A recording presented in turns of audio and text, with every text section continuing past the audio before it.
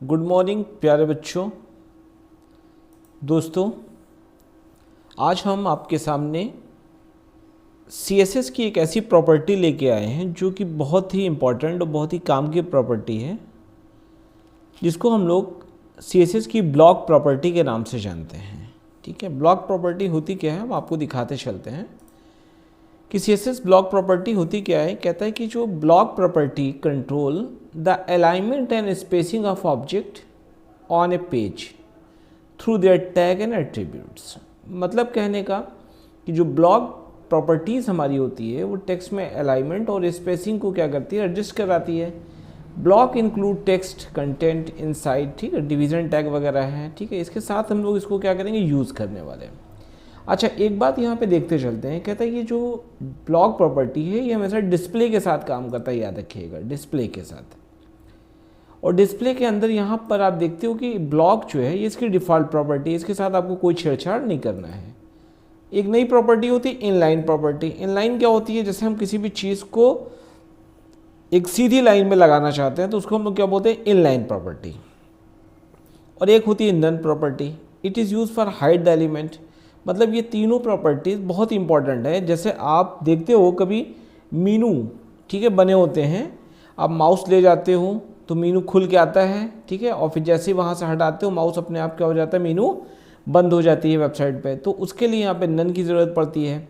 मीनू बनाने में inline block की ज़रूरत पड़ती है। तो कैसे इसको करना है, एक एग्जाम्पल हम आपको समझाने की कोशिश करते हैं। ओके, तो सबसे पहले आप अपना Notepad++ ओपन कर लें। Notepad++ ओपन करने के बाद आप अभी आएँ केवल बॉडी टैग के अंदर और आप हमारे साथ एक वर्क करेंगे। जैसे यहाँ पर हमने एक टैग बनाया है NAV टैग, जो HTML5 में आप लोगों ने पढ़ा होगा, नेविगेशनल टैग बोलते हैं, जो मीनू डिज़ाइन करने का काम करता है। अब इसके अंदर हम लोग आते हैं नेविगेशन टैग के अंदर और यहाँ पर हम लोग UL टैग का यूज़ करते हैं, अनऑर्डर लिस्ट।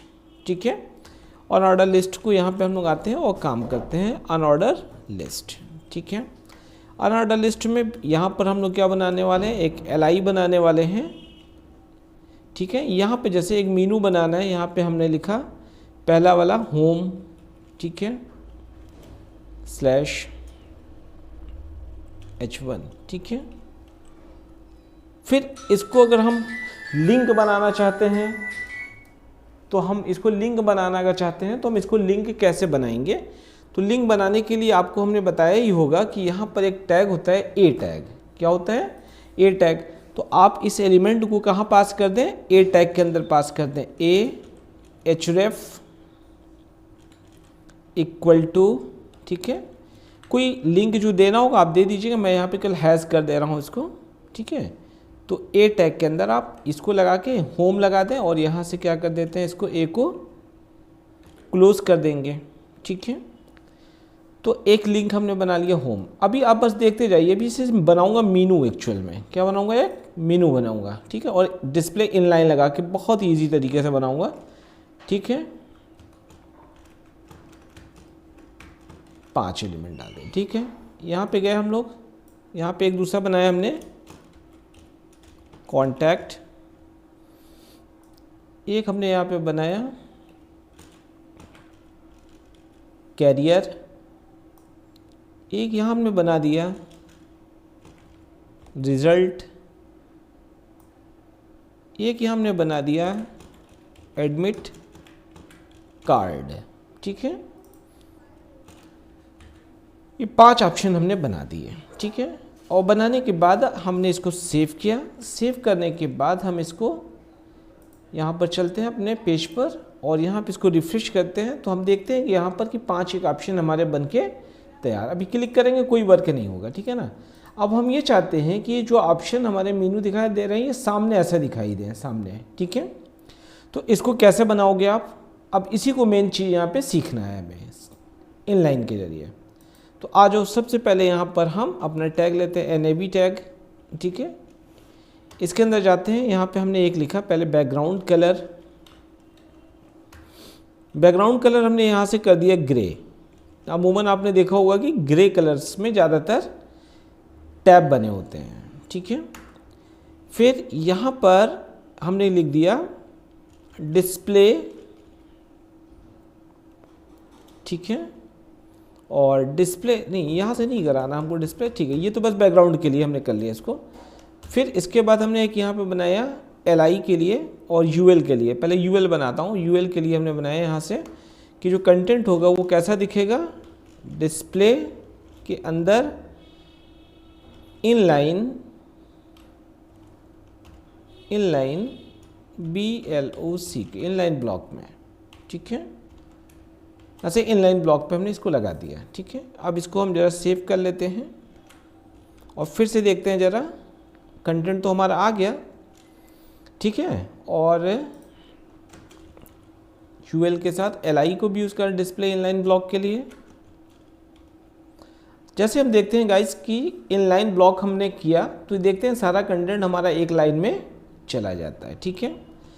अभी बहुत छोटा दिखाई दे रहा है आपको, ठीक है। तो एक काम करो, यहाँ पे फॉन्ट साइज़ आपने पढ़ा ही है, थोड़ी सी फॉन्ट साइज़ को बड़ा कर दो यार, ठीक है। चलो 25 पिक्सल की फॉन्ट साइज़ ले लो, ठीक है। चीज़ें बड़ी दिखाई देने लगी, ठीक है। इनके बीच में गैपिंग भी चाहिए थोड़ी सी, ठीक है। तो बाकी सारी चीज़ें आप जैसे मार्जिन सेट कर दो थोड़ा सा इसमें, ठीक है। 10 पिक्सल का मार्जिन लगा दो, ठीक है। पैडिंग लगा दो, ठीक है। 10 पिक्सल की पैडिंग भी डाल दो, ठीक है, ठीक है। ये देखो मीनू बन गए बढ़िया से, ठीक है। और एक काम और कर लिया करो यार, क्योंकि यहाँ पे ना LI के अंदर जो है ना, जो लिस्ट बनती है वो कभी गलती से शो ना कर जाए, ठीक है। तो यहाँ पर एक चीज़ पड़ा होगा लिस्ट स्टाइल टाइप, ठीक है ना। इसे क्या कर दिया करो, नन, ठीक है। इसको भी नन कर दो। तो यहाँ पे कभी भी अगर गलती से कुछ हाईलाइट होती है तो लिस्ट ओपन नहीं होगी, ठीक है। अच्छा, अब अगर तुम इसके भी कलर चेंज करना चाहते हो, जैसे होम के, कॉन्टैक्ट के, कैरियर के, तो वो काम भी अलग से तुम कर सकते हो, ठीक है। उसके लिए भी यहाँ पे तुम क्या कर सकते हो कि यहाँ पे LI के लिए पार्टिकुलर, जैसे एक मिनट हम चेक कर लेते हैं ज़रा, ले लेता है तो अच्छी बात है, नहीं तो दोबारा बनाना पड़ेगा, ठीक है। रेड, ठीक है, केवल LI के लिए बनाता हूँ जैसे यहाँ पे, ठीक है। बूम गाइस, देखो बढ़िया बन गया मीनू। तो एक एक ब्लॉक्स में बन गए सारे, ठीक है। अभी कैसे आ रहा था, पहले ऐसे आ रहा था। बस एक काम किया है मैंने इसमें, क्या किया है, डिस्प्ले में इनलाइन ब्लॉक का यूज़ किया है बस, ठीक है। और ध्यान ये रखना है कि आप जैसे पहले, सबसे पहले क्या कर लो कि एक पट्टी बना लो नेविगेशन टैब की, जिसके ऊपर आपको सारे ऑप्शन शो कराने हैं। कौन से ऑप्शन शो कराने हैं, ये पट्टी पहले बना लो, ग्रेस के लिए पट्टी बना ली है मैंने, ठीक है, नेविगेशन की।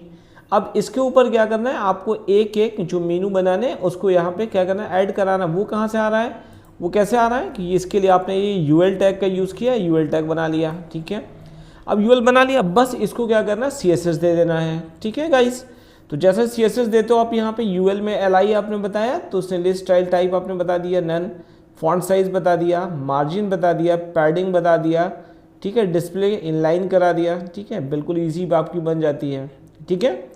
तो मेरे ख्याल से इतना आप लोग को समझ में आज आ गया होगा कि इनलाइन का यूज़ क्या होता है। अब यहाँ पे देख लो, इनलाइन ब्लॉक है ना।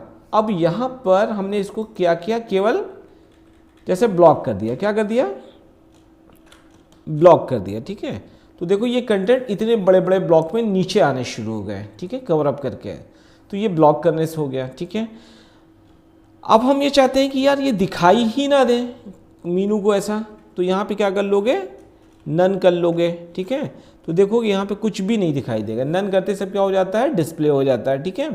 तो जब हम आपको ड्रॉप डाउन मीनू सिखाएंगे तो उसमें हम इसका यूज़ दिखाएंगे कि कैसे आप उसको हटा सकते हो और कैसे आप इसको ला सकते हो, ठीक है। इनलाइन ब्लॉक लगा के आप इसको क्या कर दें, छोड़ दें, ठीक है, बस। और आपका सारा सब कुछ रेडी हो गया, ठीक है। तो आज की क्लास में आपको हमने क्या समझाया कि आप कैसे ब्लॉक डिज़ाइन करोगे। तो आप उम्मीद करता हूँ कि ब्लॉक बना लोगे आसानी के साथ, ठीक है। तो इतनी प्रैक्टिस करने के बाद अब आ जाओ अगले टॉपिक के ऊपर हमारे, ठीक है।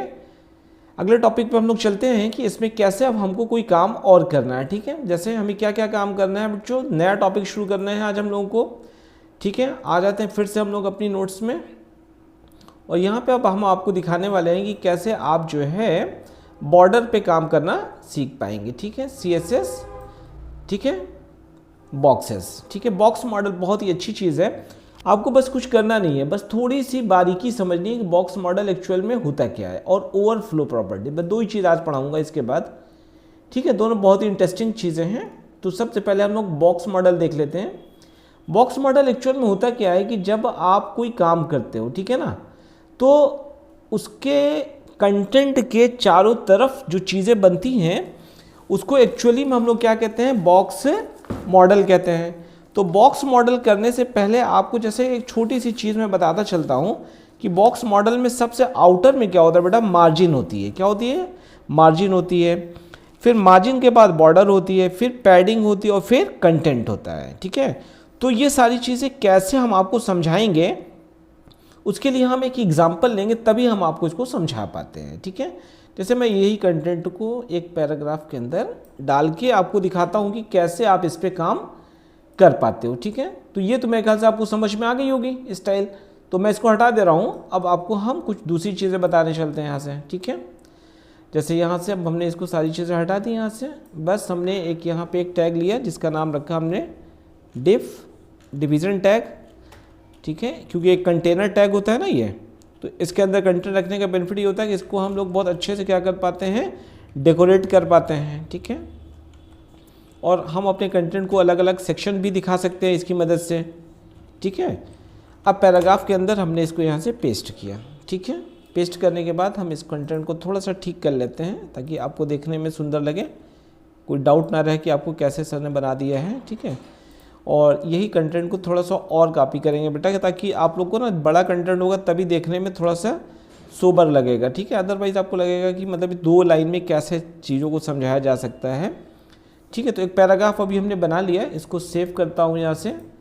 सेव करने के बाद हम फिर से अपनी फाइल में चलते हैं और यहाँ पे हम आपको दिखाते हैं, इसको रिफ्रेश करते हैं, तो एक पैराग्राफ हमारा ये बना हुआ है। पैराग्राफ आपको नॉर्मली दिख रहा है। ठीक है, अब इस पैराग्राफ के साथ हम कुछ वर्क करने वाले हैं। ठीक है, अब आप ध्यान से यहाँ देख लो कि अभी इसमें थोड़ी सी स्पेसेस बस छुटी हुई हैं। ठीक है ना, ओके, अब आ जाओ, हम लोग चलते हैं अपने कंटेंट के ऊपर। कंटेंट में चलते हैं, यहाँ पर हम डिवीज़न के लिए क्या लिखने वाले हैं, CSS।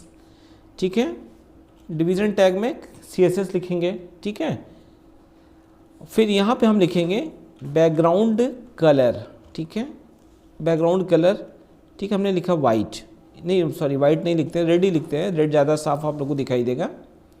तो अभी रेड हमने किया, और आपको दिखाने की कोशिश करता हूँ कि आपका जो कंटेंट है वो कंटेंट आपको यहाँ से दिखाई दे रहा है स्टार्टिंग से। ठीक है, अब हम इसमें सबसे पहला फीचर जो है मार्जिन, उसका यूज़ करने जा रहे हैं। ठीक है, तो मार्जिन का यूज़ करके हम कैसे कंटेंट को चेंज करेंगे, यहीं पर एक प्रॉपर्टी हम बढ़ाने वाले हैं। यहाँ हमने लिखा मार्जिन, कितना % मार्जिन देना, हमने कहा 20 पिक्सल की मार्जिन देना है। ठीक है ना, ये मार्जिन क्या होती है कि टॉप, लेफ्ट, बॉटम, राइट चारों जगह पर अप्लाई होगी। सेव किया हमने, फाइल को रन कराया, जैसे ही देखेंगे मार्जिन करेंगे, देखिए आप चारों साइड से यहाँ से स्पेसेस छूट जाते हैं। ठीक है, तो ये आपका क्या हो गया, मार्जिन। ठीक है ना, बॉक्स एरिया का पहला एलिमेंट जिसको हम लोग क्या बोलते हैं, बॉक्स मॉडल का। ठीक है, मार्जिन। अब मार्जिन के बाद बात आती है कि बॉर्डर की, कि अब यहाँ पे हमको कुछ एक्स्ट्रा स्पेस चाहिए जो कैसे मिलने वाला है, बॉर्डर से। तो चलो भाई बॉर्डर भी देख लेते हैं। हमने यहाँ पे एक लगाया बॉर्डर। ठीक है, सॉलिड ग्रीन। ठीक है, 5 पिक्सल का। ठीक है, 5 पिक्सल हमने लगाया यहाँ पे। तो अब आप देखोगे कि ये मार्जिन छूटी थी, अब मार्जिन के एरिया में, इतने एरिया में क्या आ गया, बॉर्डर भी आ गया। तो ये मार्जिन छूट गई, फिर बॉर्डर आ गया। अब बॉर्डर के बाद अगला बचता है पैडिंग। ठीक है, तो आप यहाँ पे कैसे चेंज करोगे पैडिंग को, तो फिर आप यहाँ पे लिखोगे पैडिंग। ठीक है ना, पैडिंग में आप गए, आपने बोला कि 10 पिक्सल की पैडिंग चाहिए। ठीक है, 10 पिक्सल की पैडिंग, सेव किया, वापस आते हो। यहाँ पे देखो अभी टेक्स्ट आपका बिल्कुल लगा हुआ है, यहाँ पे ध्यान से देखिएगा बॉर्डर से। ठीक है ना, अभी हम जैसे इसको रिफ्रेश करेंगे, आप देखो कि इसने इस एरिया को छोड़ दिया, तो ये इसका क्या होगा, पैडिंग एरिया कहलाएगा। ठीक है, इसको क्या बोलेंगे हम, पैडिंग एरिया बोलेंगे। ये क्या हो गया, बॉर्डर हो गया, इसके आउटर में क्या हो गई थी, मार्जिन इतनी हो गई। तो ये तीनों चीज़ों मिलाकर यहाँ पे हम लोग CSS में कहते हैं CSS box properties. I think कि आपको इतनी सारी चीज़ें समझ में आ गई होंगी, ठीक है। तो इतना आप लोग प्रैक्टिस करिए, उम्मीद करते हैं कि चीज़ें आपको आसानी के साथ समझ में आ रही होंगी। कंटिन्यू क्लास में बने रहिए, आपको सारे फीचर्स मिल जाएंगे, ठीक है। और ओ लेवल का पेपर तो आपका बहुत आसानी के साथ निकल ही जाएगा। बाकी कभी भविष्य में आपको कोई भी वेब पेज बनाना होगा तो वेब पेज बनाने में भी आपको काफ़ी ज़्यादा हेल्प मिलने वाली है सारी चीज़ों से। अभी लास्ट में आप पूरी CSS सीख लेंगे तो आपको मैं कुछ डिज़ाइन दूंगा कि आप इसकी डिज़ाइन को बनाकर और खुद एक बार प्रैक्टिस करें, ठीक है। तो ठीक है गाइज, आज की वीडियो के लिए बस इतना ही। Thank you very much video देखने के लिए। और आप लोग हमारी वीडियो को शेयर भी करते रहें, लाइक करते रहें और दोस्तों को भी बताएं अपने जो ओ लेवल क्लासेस में हैं, जो वेब पेज डिज़ाइनिंग कर रहे हैं, ठीक है। और चैनल को सब्सक्राइब करना ना भूलें। Thank you.